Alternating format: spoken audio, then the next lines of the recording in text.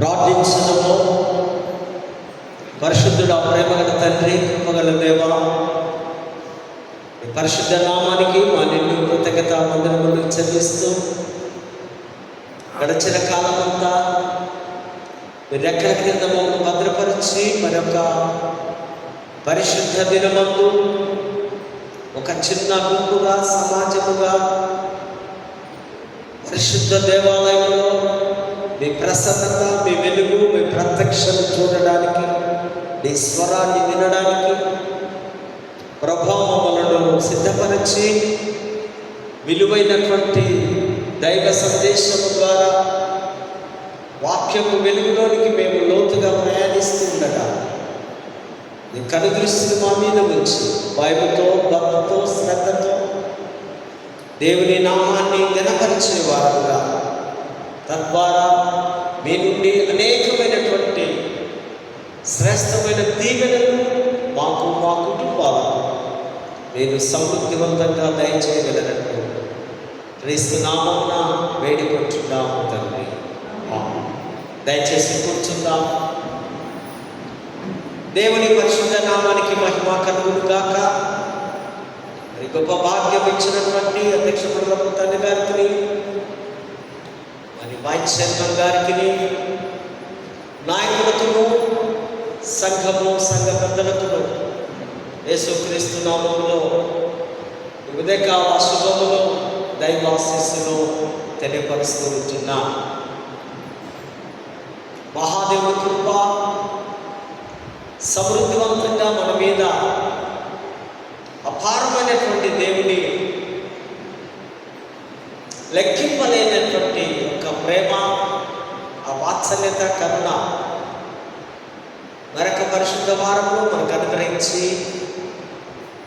మరి శ్రేష్టమైన దినమును దేవుడితో కలిసి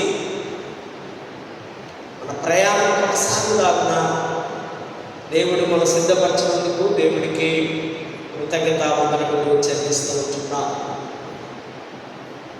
మరి ఉదయకాల ఆరాధనకు ఇచ్చినటువంటి సంఘమంతని కూడా తండ్రి, కుమార, పరిశుద్ధ త్రియేక దేవుని నామమున మీకు దైవ శుభములు, దీవెనలు తెలియపరుస్తున్నాను. ప్రాముఖ్యమైన అంశం, ప్రతి ఒక్కరము నేర్చుకోవలసిన అంశం, తెలుసుకోవలసిన అంశం దైవ శాస్త్ర జ్ఞానం, థియాలజీ, వేదాంత విద్య. ఆదివారము సంఘంకు ఒక అభ్యాస సమాజంగా మార్చుట, logical Sunday to make the church a learning community. సంఘానికి, సంఘంలో ఉన్న సభ్యులకు ఈ వేదాంత విద్య ఎంతో అవసరం. చాలా ప్రాముఖ్యమైనటువంటి ఈ అంశాన్ని మనము ఈ దినం అర్థం చేసుకుంటున్నాం. థియాలజీ, థియోస్ దేవుడు, లజీ, లగోస్ వాక్యము లేదా శాస్త్రము లేదా జ్ఞానము. దేవుని గురించి తెలిపేదే దైవ శాస్త్రం. ఆయన ఉనికి, ఆయన శక్తి, ఆయన కదలికలు, ఆయన ప్రేమ, ఆయన కరుణ, వాత్సల్యత, ఇవన్నీ ఈ దైవ జ్ఞానములో మనం చూడగలం. దైవ జ్ఞానం నేర్చుకోవడానికి దైవ జ్ఞాన కళాశాలలు మనకు ఉన్నాయి.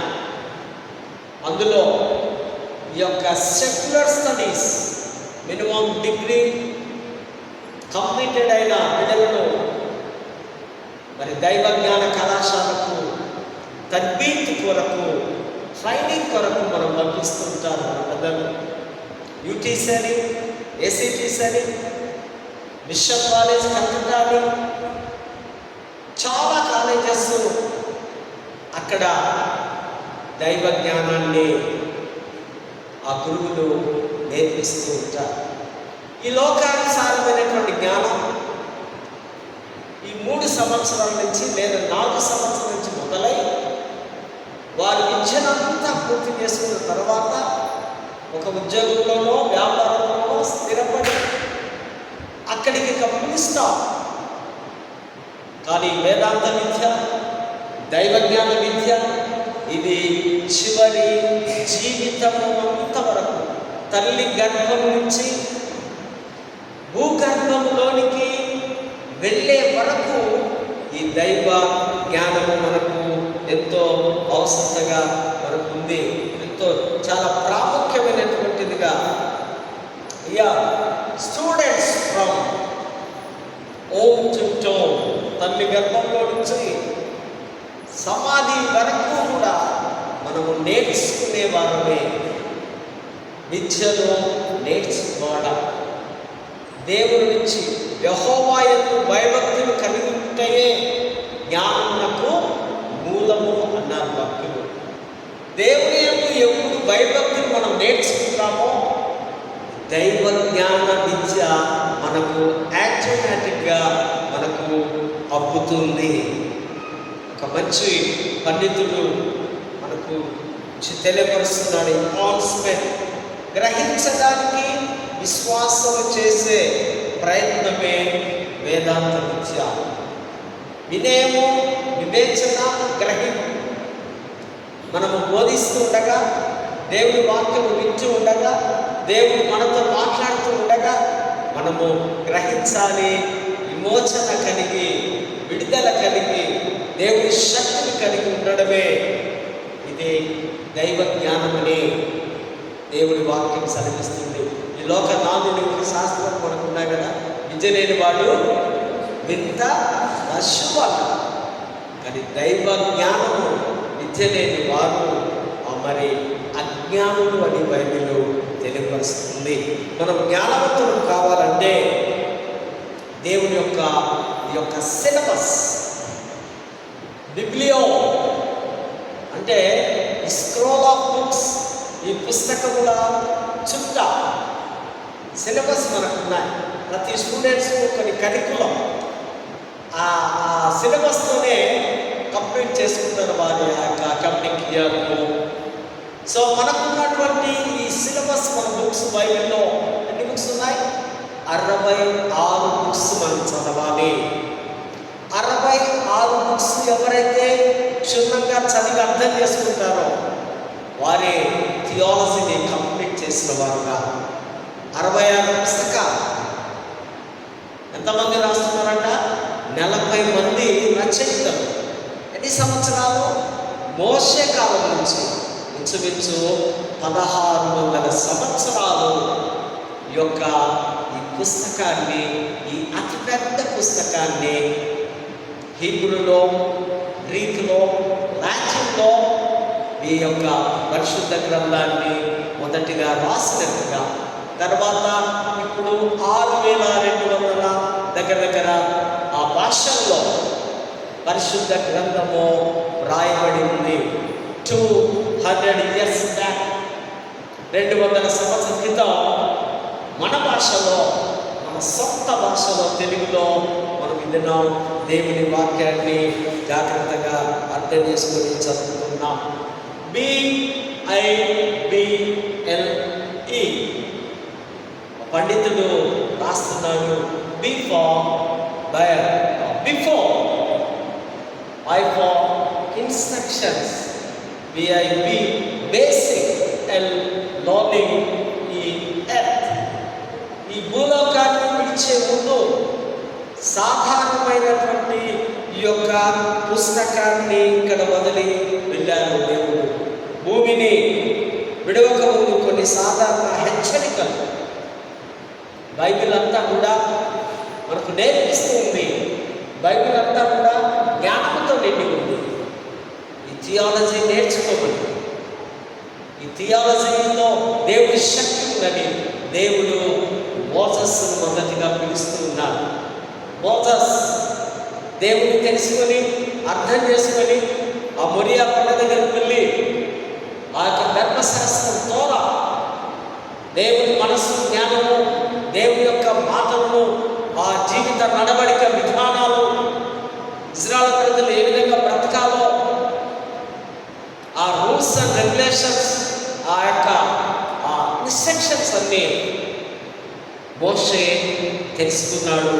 దైవ జ్ఞానాన్ని ఆయన అర్థం చేసుకునే మరి ఆయన పంచకాండాలు రాసినట్టుగా మనకు చరిత్ర తెలియపరుస్తూ ఉంది. అండ్ సమూయేలు, బాలుడైన సమూయేలు ఏలి దగ్గర కూర్చొని దేవాలయంలో దేవుడి జ్ఞానాన్ని నేర్చుకున్నాడు. సర్వీస్ చేసేప్పుడు, సేవ చేస్తున్నప్పుడు, దేవుడి ముఖాన్ని చూస్తున్నప్పుడు, దేవుడితో కలిసి నడుస్తున్నప్పుడు దైవ జ్ఞానము మనకు అబ్బుతూ ఉంది. దైవ జ్ఞానానికి మనము గురి అవుతూ ఉంటాం. సో సమూయేలు ఒక న్యాయపతిగా, ప్రవక్తగా, ఒక నాయకుడిగా, ఒక గొప్పవాడుగా మరి వేదాంత విద్యను ఆయన నేర్చుకున్నట్టుగా మనం చూస్తూ ఉంటున్నాం. అదేవిధంగా దావీదు, మరి సొలొమోను, వీరంతా మరి ఆ పౌలు సౌలుగా ఉన్నప్పుడు ఆయన గమనియేలు దగ్గర కూర్చొని, పాదముల దగ్గర కూర్చొని ధర్మశాస్త్రాన్ని ఆయన నేర్చుకున్నాడు. ఆయన నేర్చుకుని తన శిష్యులకు, తిమోతికి వారికి నేర్పించాలి. దైవ జ్ఞానము కావాలంటే ప్రభు పాదముల దగ్గరకు రావాలి. దేవుని పాదముల దగ్గర మనం కూర్చుంటే తప్పనిసరిగా ఈ థియాలజీ వస్తుందనేది మీకు నేను తెలియపరుస్తూ ఉంటున్నాను. ఆలోచనతో వేదాంత విద్య అంటే మనస్సులో ఆలోచనతో ఇవ్వడం కాదు, యేసుకు సాక్ష్యం ఇచ్చే జీవితాలను ఏర్పరచుకోవడం. Philosophical education is not about filling minds with ideas, but about following lives where witness to Jesus. యేసుకు సాక్షికరముగా, మాదిరికరముగా మనము జీవించాలని దేవుడి వాక్యం సెలవిస్తుంది. Theological education is the study of God. దేవుడికి సంబంధించిన పుస్తకం ఇది, దేవుడి పుస్తకం. అందుకే దాని పరిశుద్ధ గ్రంథం, జ్ఞానయుక్త గ్రంథం, మర్మ గ్రంథం అని మనం పిలుస్తూ ఉంటాం.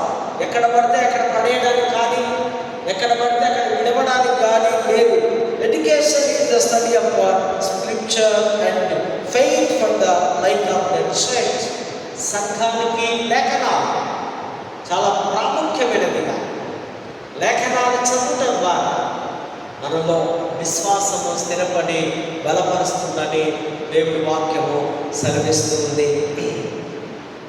ఇది చర్చ్ లివింగ్ కమ్యూనిటీ, ఈ యొక్క సమాజము నేర్చుకునేదిగా. ఎవరి గురించి నేర్చుకోవాలి? దేవాలయం గురించి.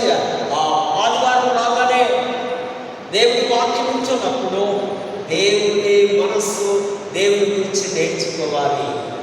ఆ సబ్జెక్ట్ అంతా, ఆ పుస్తకం అంతా ఆయనదే. ఆయన గురించి సంఘము నేర్చుకోవాలి. నేర్చుకొని గ్రహించి ఇతరులకు బోధించాలి. రక్షణ లేని వారికి సువార్తను ప్రకటించాలి. Doing theology for ministry for all people. అందరి కొరకు ఈ యొక్క ఈ థియాలజీ, ఈ వేదాంత శాస్త్రము లేదా ఈ యొక్క దేవుని శాస్త్రాన్ని మనము ప్రకటించేవారుగా ఉన్నాం. ఈ దినాల్లో ఈ థియాలజీ మనం ఎందుకు నేర్చుకోవాలి? తప్పుడు బోధల్లో నుంచి మనముగా రక్షించుకోవడానికి. థియాలజీ వ్యక్తిగత పూజ నుంచి మనము బయటికి రావడానికి. ఈ థియాలజీ నేర్చుకుంటే మనకున్న లాభాలు, ప్రయోజనాలు, మన యొక్క డబ్బును వ్యర్థపరచక, అనేకులకు మాటలకు లోబడక, వారి యొక్క భూమిలో పడిపోతుండగా మన డబ్బును మనము కాపాడుకోవడానికి. ఈ థియాలజీ మనకు పరిపూర్ణమైనటువంటి జ్ఞానాన్ని ఇస్తుంది. ఈ దినాల్లో చాలామంది దుర్బోధకులు రకరకాలైనటువంటి మేము అనేక కార్యములు చేస్తున్నారని ప్రజల ద్వారా అనేక విధాలుగా డబ్బులు సంపాదించుకున్న వారిని భారతదేశంలో అనేకులను చేస్తూ ఉన్నాం. మభ్యపెట్టడం, మోసం మోసం చేయడం, వారి మాటలకు వారికి లోబడిపోవడం, ఇవన్నీ కూడా ఇందులో నుంచి రక్షించాలంటే నిజమైనటువంటి థియాలజీ మనకు అవసరం. ఈ థియాలజీ నేర్చుకోవడం ద్వారా మంచి నాయకత్వాన్ని, మంచి క్రమశిక్షణ, మంచి డిసిప్లైన్, మంచి హ్యాబిట్స్ను మనము నేర్చుకుంటాం. థియాలజీ ద్వారా మరి సంఘంలో ఆలోచించే ఈ సంఘం ఎప్పుడైతే ఏ సంఘం అయితే థియాలజీ నేర్చుకుంటుందో ఆ సంఘం ఒక మంచి సమాజంగా, ఒక మంచి దైవికమైనటువంటి ఒక గ్రూప్గా ఏర్పడి దేవునికి దగ్గరగా అవుతుంది. కుటుంబాలను వాక్యానుసారంగా బలపరుస్తుంది థియాలజీ. ప్రతి కుటుంబం ఒక దైవ జ్ఞాన కేంద్రముగా ఉండాలి. ప్రతి కుటుంబంలో దేవుని వాక్యము రోజు వినపడాలి. అప్పుడే ఈ వేదాంత విద్యలో మనము ముందుకు కొనసాగుతామని దేవుని వాక్యము సెలవిస్తుంది. సో మరి చదవబడిన లేఖన భాగంలో నెహెమ్యా వాక్యము జీవమును ఇచ్చును, వర్డ్ బ్రీవ్స్ లైఫ్. వాక్యము నీకు జీవాన్ని, ప్రాణాన్ని ఇస్తూ ఉంది. దైవ శాస్త్రం నుంచి కేవలం బైబిల్ కాలేజీకి పరిమితమైంది కాదు. స్థానిక సంఘాన్ని, దేవుని వాక్యాన్ని లోతుగా ధ్యానించే ఒక సజీవ సమాజంగా మాత్రమే ఏమిటి దేవుని యొక్క ఉద్దేశం. వాక్యాన్ని అర్థం చేసుకున్న సంఘం, వాక్యాన్ని గ్రహించిన సంఘం మరి దేవుని నుంచి, ఆ సిద్ధాంతాల నుంచి, ఆ ప్రేమ నుంచి తొలగిపోరు. కొన్నిసార్లు మనం రకరకాల గుడులకు వెళుతూ ఉంటాం. అక్కడే దొరుకుతుందో, ఇక్కడే దొరుకుతుందో, అక్కడ బాగా చెప్తున్నాడు, ఇక్కడ బాగా చెప్తున్నాడు. నువ్వు ఎక్కడికి వెళ్ళినా నీ హృదయము ప్రభుకి ఇవ్వకపోతే, నీ హృదయంలో యేసు లేకపోతే, నీవు యేసును ప్రేమించలేకపోతే, నువ్వెంత మంది దగ్గరికి వెళ్ళినా నీ జీవితం అంతా చీకటి శూన్యమవుతుంది. సిద్ధాంతాలకు కట్టుబడి ఉండడం, ఆ క్రమంలో జీవించడము మనము నేర్చుకోవాలి. ఆయన యొక్క పర్ణశాల ఈ పండుగ దినంలో మరి అక్కడ నెహెమ్యా క్రీస్తుపూర్వం 444 సంవత్సరంలో ఆయన తిరిగి యెరూషలేముకు వస్తున్నారు. కొద్దిమందిని ఇంచుమించు ఒక 50,000 వారిని రిలీజ్ చేసుకొని ప్రాకారము కట్టాలని, దేవాలయం యొక్క ప్రాకారము కూలిపోయిందని అని చెప్పినప్పుడు కన్నీరు విడిచి ఏడ్చి రాజు దగ్గర ఉన్నప్పుడు, రాజు నీ ఏడవడానికి గల కారణం ఏంటంటే ఫలానా మా దేవుని ఆలయం పాడైంది. వెంటనే పారశికరాలు అర్థహర్షాలు ఆయన వెంటనే అతన్ని పంపించినట్టుగా. అందువరకే ఎజ్రా శాస్త్రి ఉన్నాడు, ఆయన ఒక యాజక పరిచయం చేస్తున్నాడు. ఆయన వచ్చిన వెంబడే మరి 52 డేస్లో ఆ గొప్ప కాంపౌండ్ వారు నిర్మించారు.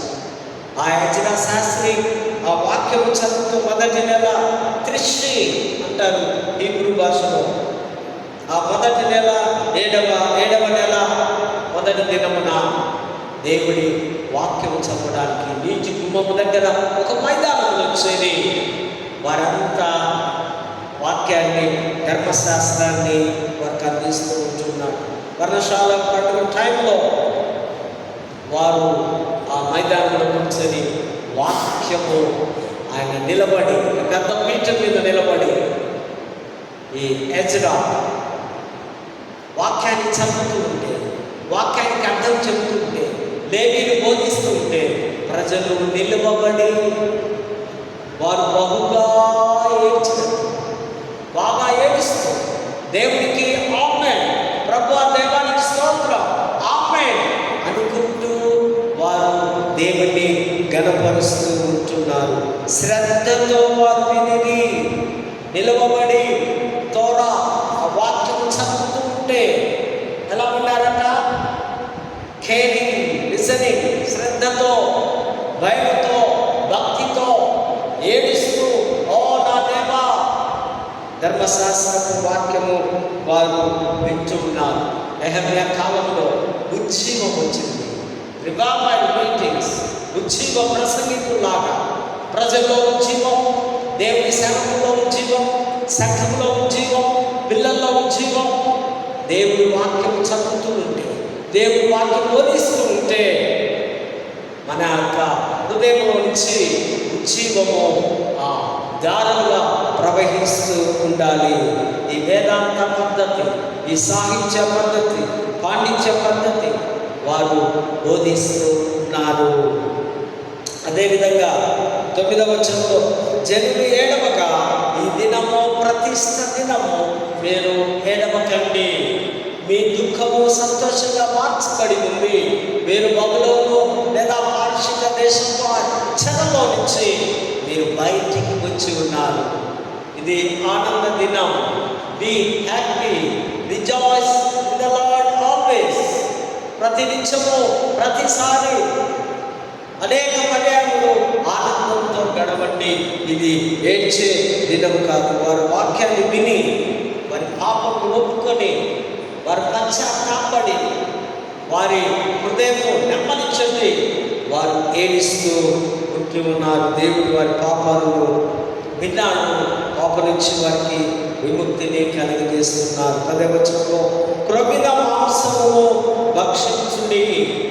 యూదులకు చాలా ఇష్టమైనది ఆ యొక్క ద్రాక్షారసం, ఆ నెయ్యి, ఆ వెన్న, నెయ్యి యొక్క మంచి రుచికరమైనటువంటి మాంసము. వారు ఆ క్రొవ్విన మాంసమును వారు తిని తృప్తిగా దేవుణ్ణి ఆరాధించినట్టుగా లేఖన భాగాల్లో మనం చూస్తూ ఉంటున్నాం.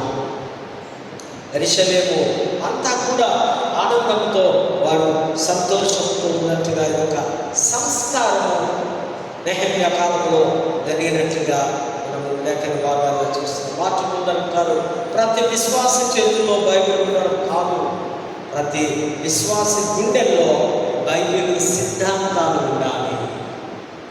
ఆ రూల్స్ అండ్ రెగ్యులేషన్స్ ఉండాలి. మీ చేతుల్లో పట్టుకొని మీరు గుడికి రావడం కాదు, సంఘము బైబిల్ చేతుల్లో పట్టుకోవడం కాదు, మీ గుండెల్లో అది స్థిరంగా ఉండాలి అనే మార్టిన్ లూథర్ మహా పండితుడు వాటిని మనం ధ్యానిస్తూ ఉన్నాం.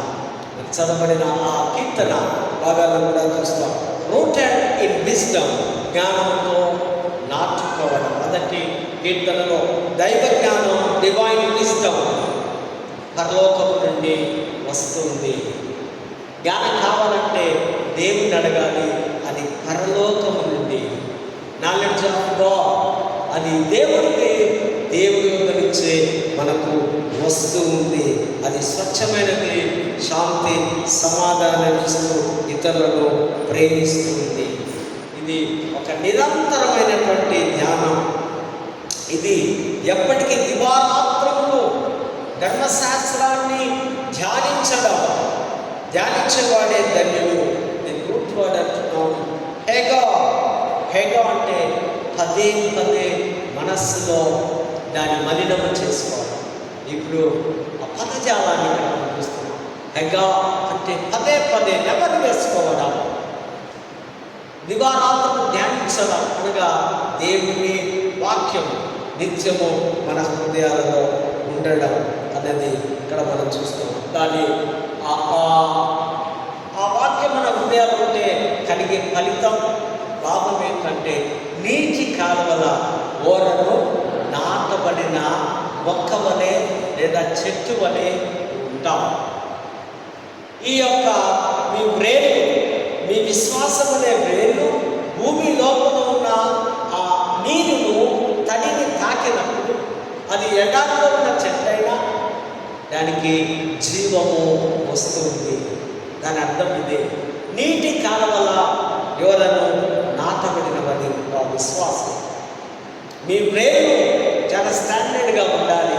మీ విశ్వాసం వేరు లూజ్గా, లేకపోతే ఎండిపోయి బలహీనమైపోయి లోకంతో పడిపోయి చాదస్తంగా ఇగో పెంచుకొని వెళ్ళి ఉంటే మీరు బలభరితము కాదు అని దేవుడి వాక్యము సెలవిస్తుంది. చెట్టు పచ్చగా ఉండాలంటే ఆ నీళ్ళన్నీ భూమి లోపల తడికి నీరుని అందుకోవాలి, లోపలికి వెళ్ళాలి. విశ్వాసి కూడా దేవుని యొక్క జ్ఞానం పొందుకున్న వాడిగా ఉండాలంటే దేవుని వాక్యం నీ హృదయంలో భద్రపరచాలి, తాకాలి. ఆదివారం వాక్యం విని విశ్వాసి మిగతా రోజుల్లో మీ లోకంలో ఉంటే మీరు పొట్టువలే ఉంటారు. గాలి చెల్లని పొట్టువలే కదా, ఆ పొట్టు గాలి వచ్చినప్పుడు పొట్టంతా వెళ్ళిపోతుంది, ఎగిరిపోతుంది కదా. అదే గింజలు అదే అంటున్నాను ఇక్కడ. ఆదివారం వాక్యము చదివే విశ్వాసి పొట్టులాంటి వాడే, కానీ దివారాంతుల వాక్యం నేర్చుకునే సంఘమే ఫలించే చెట్టు.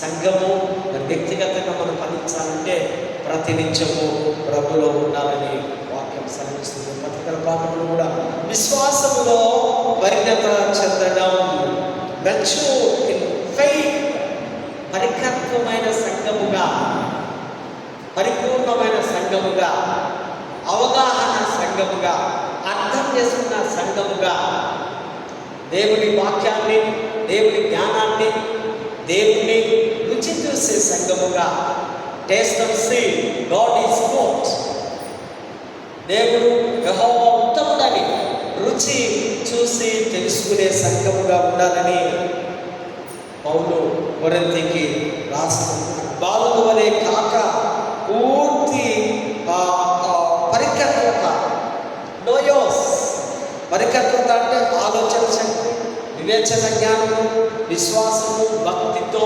నింపబడినదై ఉండాలి. బాలులకు అర్థం కాని ఆ వయసు లేదు కనుక, కానీ మీరు పెద్దలుగా ఉన్నారు, మీకు పరిపక్వత రావాలి, మెచ్యూరిటీ మీకు కలిగి ఉండాలని పౌలు రాస్తూ ఉంటున్నాను. జ్ఞానములో ఎదగడానికి నిరాకరించే సంఘం విభజనకు గురవుతుంది. కావున అభ్యాసం అవసరము. సంఘము చీలికలు లేకుండా ఉండాలంటే మీకు అభ్యాసము కావాలి, దేవుడితో ఒక ఎక్సర్సైజ్ మీకు కావాలి, దేవుడితో కలిసే అనుభవం మీకు కావాలి అని పౌలు రాస్తూ ఉంటున్నాడు. 20వ వచనంలో ఆధ్యాత్మికత, పరిపక్వత అంటే మన మనస్సులను జ్ఞానయుక్తముగా ఉపయోగించుకోవాలి, మన మనస్సులకు జ్ఞానాన్ని అందించాలి. రెండవదిగా పరిపక్వత, విశ్వాసం ఆరాధనలో అబద్ధానికి దారి తీస్తుంది. పరిపక్వత మెచ్యూరిటీ లేని వారు ఆరాధనలో వారిని తొలగించేస్తుంది, అబద్ధానికి దారి తీస్తుంది. మూడవదిగా పరిణత చెందిన విశ్వాసం సంఘ సాక్షులను బలపరుస్తుంది. మీకు ఎప్పుడైతే మెచ్యూరిటీ వస్తుందో ఈ సంఘాన్ని సాక్షులకు బలపరుస్తుందని అక్కడ పౌలు గారు రాస్తున్న మాటలు చూస్తున్నాం. మనం ఎదిగే వారంగా ఉండాలని, మన ఆలోచన విధానంలో, మన భక్తిలో, మన విశ్వాసంలో దైవ జ్ఞానము సంఘానికి మానసిక ఆధ్యాత్మికమైనటువంటి పరిణతిని కలిగిస్తుందని దేవుడు వాక్యం తెలియపరుస్తుంది. ఆరాధన మన హృదయంతో పాటు మన జ్ఞానంలో, మన బుద్ధితో కూడా ఆరాధనలో మనము జీవించాలి. అగస్టిన్ అంటాడు, నేను నమ్మడానికి గాను గ్రహిస్తున్నాను, గ్రహించడానికి గాను నేను నమ్ముతున్నాను. ఫెయిత్, సీన్, అండర్స్టాండింగ్, అర్థం చేసుకోవడానికి నా విశ్వాసాన్ని నేను వెతుకుతూ ఉన్నానని అగస్టిన్ అని పండితుడు రాస్తున్న మాటలు చూస్తున్నాం. చివరిగా సువార్తల పాఠంలో కూడా మనం మత్తయి సువార్తలో చూస్తే ఫలభరితమైన విత్తనం, ఫ్రూట్ఫుల్ సీడ్, విత్తనం అంటే వాక్యం, నేల అంటే మన హృదయం. మన హృదయంలో దేవుని వాక్యాన్ని మనము విత్తుతూ ఉన్నారు మన గురువులు. విత్తనం, ఈ సీడ్, దీని స్పెర్మా అన్నారు యొక్క గ్రీకు భాషలో. అనగా విత్తనం, అనగా సంతానం, అనగా జీవనోత్పత్తి, అనగా ఎదుగుదల. ఈ అర్థాలన్నీ ఈ స్పెర్మా అనే మాటలో మనము చూస్తున్నాం. పునరుత్పత్తి, తిరిగి పొందుకోవడం. ఈ భౌతిక విత్తనం భౌతిక విత్తనాలు మనకు తెలుసు కదా, ఇది మొక్కలు, జొన్నలు, వడ్లు. మనం పంట వేసినప్పుడు ఒక సీడ్ వేస్తే దానికి ఎన్నో మనకు దేవుడు ఇస్తూ ఉన్నాడు. అనగా మీ హృదయంలో విశ్వాసం అనే విత్తనం నాటితే మీరు రక్షింపబడి, మీరు దేవుని తెలుసుకొని కొన్ని వందల వేల మందికి మీరు సువార్తను ప్రకటించి వారిని ప్రభువుడికి నడిపించాలని దీని అర్థం.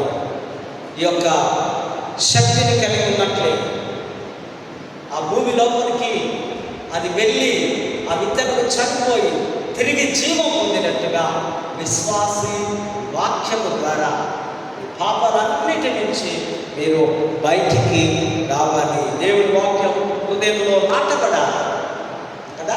ఎప్పుడైతే దేవుని వాక్యం నాటబడుతుందో ఈ లోకంలో ఉన్న వాటి వైపుకు మనము మనస్సు పెట్టలేము. మన జీవితాలను మార్చే సమృద్ధివంతమైన ఆధ్యాత్మికమైనటువంటి ఫలాలను ఆ విత్తనము అనే రక్షణ ఇస్తుంది. ఫలము హృదయం మీద ఆధారపడి ఉంటుంది. Fruit depends on the heart. ఫలం లేదా ఆ విత్తనం ఆ హృదయం ఆ నేల మీద ఆధారపడినట్టుగా 19:21 ఒకే విత్తనం అనగా వాక్యం ప్రతి చోట విత్తబడుతుంది, కానీ మంచి నేల మాత్రమే దానిని పొందుతుంది. విత్తనం విత్తుతూ ఉన్నాము, కానీ నేల మంచిగా ఉన్నాము. మంచి నేలలో అది ఫలిస్తుంది. మంచి నేల అంటే మంచి వినగలిగినటువంటి హృదయం, అది దేవుని హృదయం. రెండవదిగా వాక్యం వ్యతిరేకతను ఎదుర్కొంటుంది. Word faces oppositions. చింతల మధ్య, బాధల మధ్య, ఈ యొక్క ముళ్ళు అనే ఈ యొక్క ఈర్ష్య దేశాల మధ్య ఆ హృదయాలు ఉన్నట్లయితే వారి యొక్క అక్కడ మీరు ఏదైనా ఒకవేళ ఆ విత్తుతే అది ఫలించకపోవచ్చు. ఆ విత్తనము మరి నాశనం అవుతుందన్నట్టుగా ఇక్కడ అది అణచివేయబడినటువంటి ఫలభరితమైనటువంటి జీవితానికి ఆ వాక్యము సరిపోదన్నట్టుగా ఇక్కడ మనం చూస్తున్నాం. మూడవదిగా మంచి నేల సమృద్ధివంతమైనటువంటి ఫలాలను ఇస్తుంది. మంచి నేల మంచి హృదయం 30 60 100 ఫలిస్తుంది. Let we close. క్రీస్తును మరిగినటువంటి వారు దేవుని యొక్క జ్ఞానము, దైవ జ్ఞానంతో మనం నింపబడితే ఈ లోకానుసారమైన జ్ఞానము, ఈ దైవపు జ్ఞానం నుంచి మనకు దేవుడు విడుదలనిస్తున్నాడు. మనకు దేవుడు ఆధ్యాత్మిక శక్తిని ఇస్తూ ఉంటున్నాడు. నెహెమ్యా కాలంలో ఒక గొప్ప ఉద్యమం, ఒక గ్రేట్ రెవెల్ మీటింగ్స్ జరిగి వారందరూ ఆ వాక్యం విని పశ్చాత్తాపడి ఒక గొప్ప జన సమూహముగా దేవుణ్ణి ఏక మనసుతో ఆరాధించినట్టుగా లేఖన భాగాల్లో మనం చూస్తూ ఉంటున్నాం. Rooted in faith. మరి ఆ యొక్క దివారాత్రములు ధ్యానిస్తూ ఉంటే మరి ఆ ధ్యానించేవారు ఈ యొక్క ధ్యానం ఆ లోతుల్లోనికి వెళ్ళి, అంచుల్లోనికి వెళ్ళి, నీటి కాలువల యోరవని నాటబడి అది గొప్ప ఫలాలను ఇస్తున్నట్టుగా కీర్తనకారులో మనం చూస్తుంటున్నాం. సువార్త పాఠంలో మంచి నేల, మంచి హృదయం, క్రైస్తవ హృదయంలో క్రీస్తు ప్రేమను సమృద్ధివంతంగా ఆయన వాక్యాన్ని మనం హృదయంలో నింపుకుందాం. అటువంటి కృప, పరిశుద్ధాత్మ నడిపింపు, దైవాశీస్సులు దేవుని అనుగ్రహించుకుందాం. పరిశుద్ధుడు ఆ ప్రేమ గల తండ్రిని వందనాలు చెల్లిస్తాం. ఉత్తపడిన వాక్యాన్ని మా హృదయంలో స్థిరపరచుకొని భద్రపరచుకుంటాం. రాబోయే దినాల్లో ప్రతినిత్యము మీకు నెమ్మది వేసుకునే వారుగా విశ్వాసంలో నుంచి, వేదాంత భక్తిలో నుంచి మీరు తొలగిపోకుండా మమ్మల్ని స్థిరపరిచి బలపరచగలరు. క్రీస్తు నామమున వేడుకుంటున్నాము.